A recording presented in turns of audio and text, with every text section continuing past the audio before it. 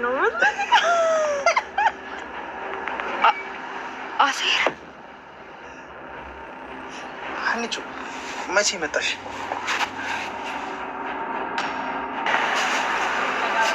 አንቺ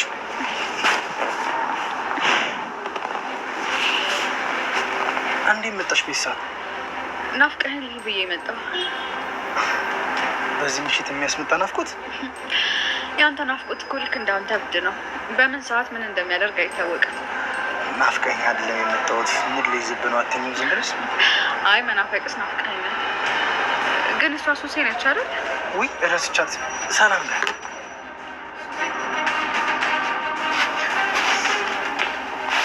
እንዴት ነሽ ሱሴ? ደህና ነኝ። ፒስ ነው አለው።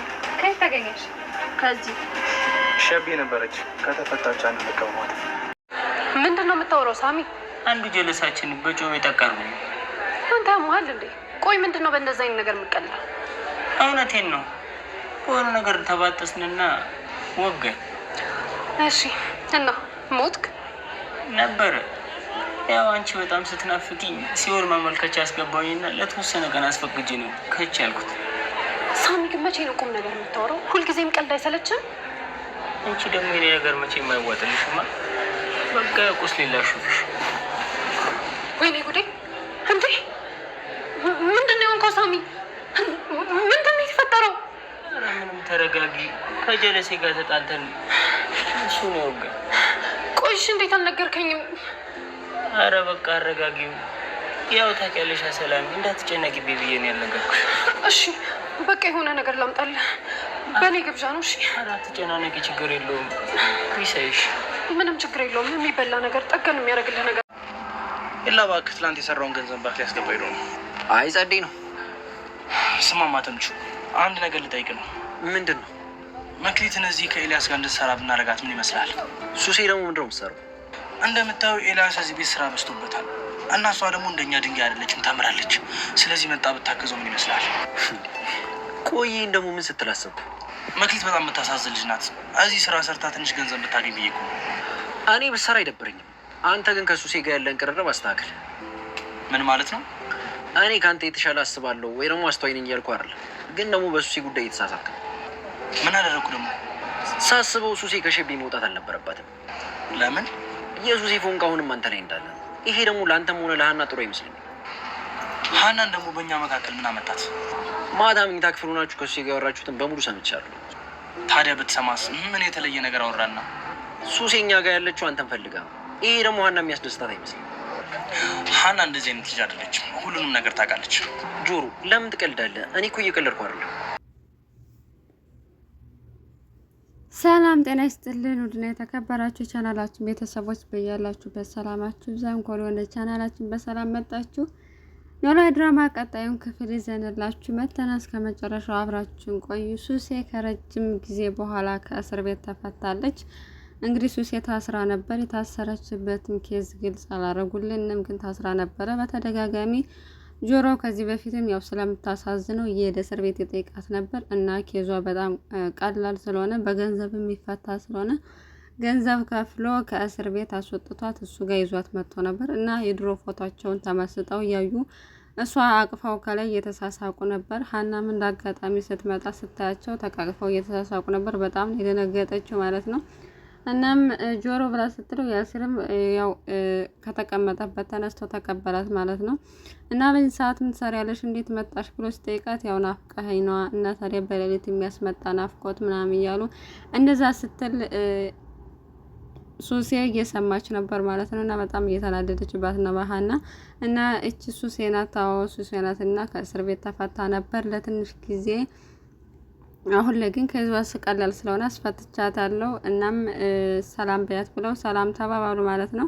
እንዴት ተፈታሽ ምናምን ስትላት ምን ነው በመፈታቴ ደስ አላለሽም እንዴ ብላ ያው በክፉ አይን እያየቻት ነበር ማለት ነው ሱሴ። ምክንያቱም ሀና ጆሮን እንደምትወደው ስለምታውቅ በጣም ነው የተናደደ። ባላንጣ ነው እየቆጠረቻት ያለችውና ጆሮም ሀና ስለመጣሽ በቃ ወተን ራት እንብላ ሲላት እኔን እስካሁን ራት እንብላ ሳትለኝ እንዴት ሀና ስትመጣ ራት እንብላ ትላታለህ ብላ ተናደደችበትና ያው ተምቹና ኤልያስም እቃ ለማምጣት ስለሄዱ አልነበሩም ሁላቸውም። እናም እነሱም ወጥተው ራት በሉ ማለት ነው። ራት ጋበዛት ሀኒቾን። እናም ምን ሆነሽ ነው ስትመጪ እዛ ድርቅ ብለሽ ነበር፣ በጣም ደንግጠሽ ነበር፣ ለምንድን ነው ምናምን እሷን ስታያት ደስ ያላለሽ አላት። ያው ስለ ቀን ነው ማለት አንደኛ እሷን አልጠበቅኳትም ነበር፣ ሁለተኛ ደግሞ አላይ ላይ ስትጠመጠምበት ትንሽ ቀን ነው እያለችው ነበር። እሷ ደግሞ እኔ እኮ ለቅናት የምዳረግ አይነት ሰው አይደለሁም፣ እንዴት እንደዚህ አተሹፍ የሙዳት ያዥ እያላት ነበር። ያው ባሌ አይደለህ እንዴ ቀን አለው ምናምን ብላ ብቻ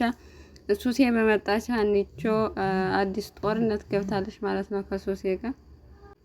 ሳሚም ተሽሎት ድኖ ወጥቷል ከሆስፒታል ማለት ነው። እስካሁን ምንም አይነት እርምጃ አልወሰደም በነ ጆሮ ላይ።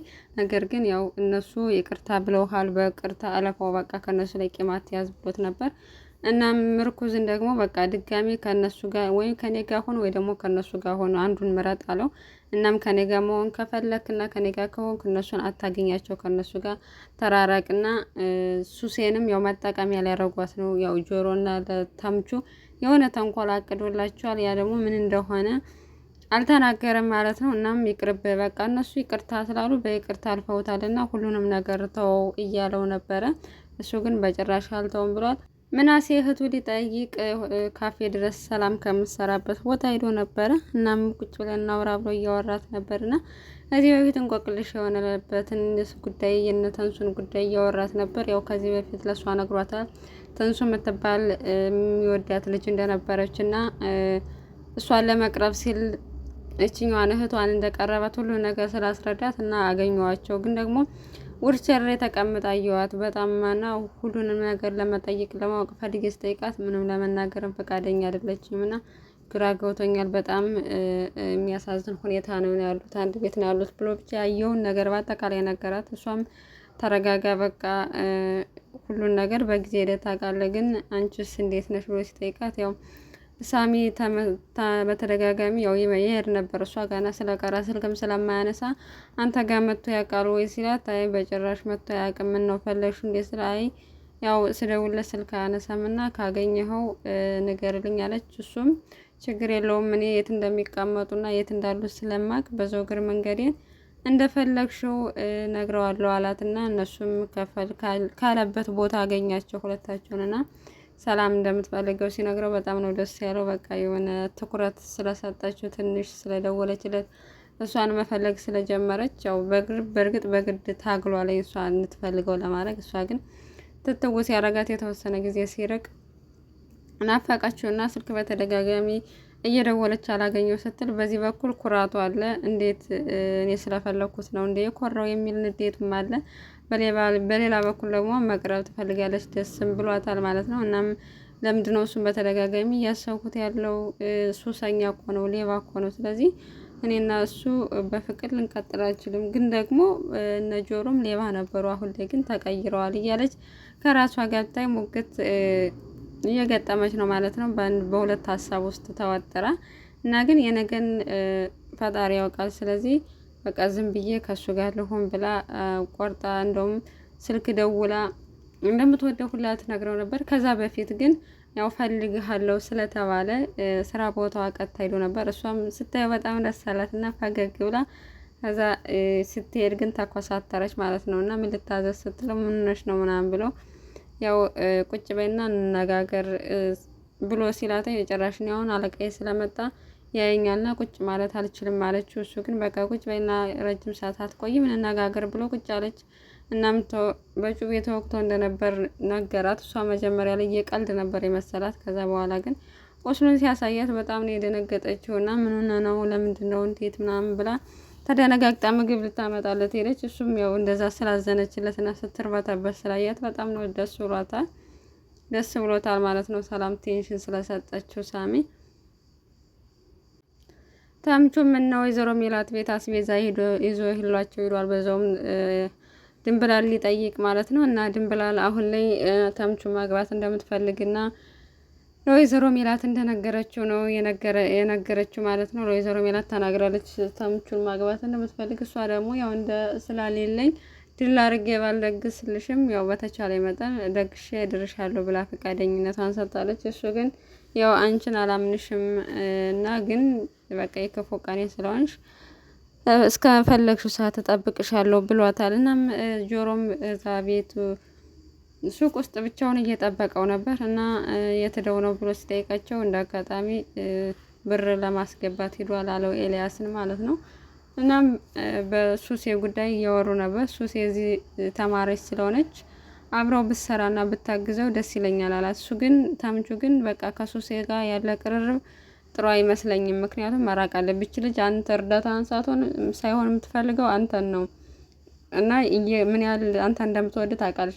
የበለጠ እሷን በረዳሃት ቁጥር ደግሞ የበለጠ ፍቅር እየያዛት ነው። ይሄ ደግሞ ከሀና ጋር ያጋጭሃል። ሀናን ደግሞ እንድትጎዳ አልፈልግም፣ እሷን ልትጎዳብኝ አልፈልግም ብሎ ጭራሽ ለእሷ ለሀና ጠበቃ ሆኖ እየተከራከረ ነው። እውነት ለመናገር ያለው ሁሉ ትክክል ነው እና ሀና በጣም በህይወቴ የመጡ ጥሩ ነገሮች ሁሉ በሱ በኩል ነው የመጡ። በቃ ድንብላልም ቢሆን እርግብም ብትሆን ፋየውም ቢሆን አጎቴም ሁሉም ነገር ህይወት የተቀየረው ሀኒን ስለተዋወቅኩና በሀኒ ምክንያት ነው እና አንድ ነገር ብትሆን ያችኛው አይደለም በጩቤ ብትወጋት ይቅርና አንተ ራሱ አንድ ነገር ታስለቅሳት አለቅህም ብሎ ዝቶበት ወጣ ማለት ነው። ጆሮ ግን ምንም ጉዳይ አልመሰለው ማለት ያን ያክል ሀኒ ላይ ጉዳት ያደርሳ ወይ ደግሞ ችግር ይፈጥራል ብሎ ስላላሰበ አሁንም ትኩረት እየሰጣት ነው እና ጭራሽ ከነሱ ጋር ነው የምትኖረው። እሷ ደግሞ አሁንም እንደምትወደው ጭራሽ እስር ቤት እያለችም በጣም እንደምትናፍቀው በጣም እንደምትጠብቀው እየነገረችው ነበር እና በስከ መጨረሻ እንግዲህ ከነሱ ቤት አብራ አድራ እንደ አጋጣሚ ሁለታቸውንም ስታገኝ ሁለታቸውንም ሀና በጧት መታ አግኝታቸዋለች እና በጣም እንደደነገጠችው ማለት ነው። እና ሀና ብሎ ሊያናግራት ይፈልግም እሷ ማናገር አልፈለገችም። በጣም ነው የደበራት ሀኒቾ ማለት ነው። ጆሮ ግን ያው ትኩረትም አልሰጠውም ጭራሽ እሷን መቅናት እንደ መርዳቱን ነው እንጂ ያየ በሌላ በተንኮል ስላልተረዳው ማለት ነው። ሀኒቾ ግን በቅናት እየተንጨረጨረች ነው። እንግዲህ የሀናና የሱሴ ጦርነት በይፋ ጀምሯል። ቀጣዩን እንግዲህ የሚፈጠረውን አብረን እናያለን።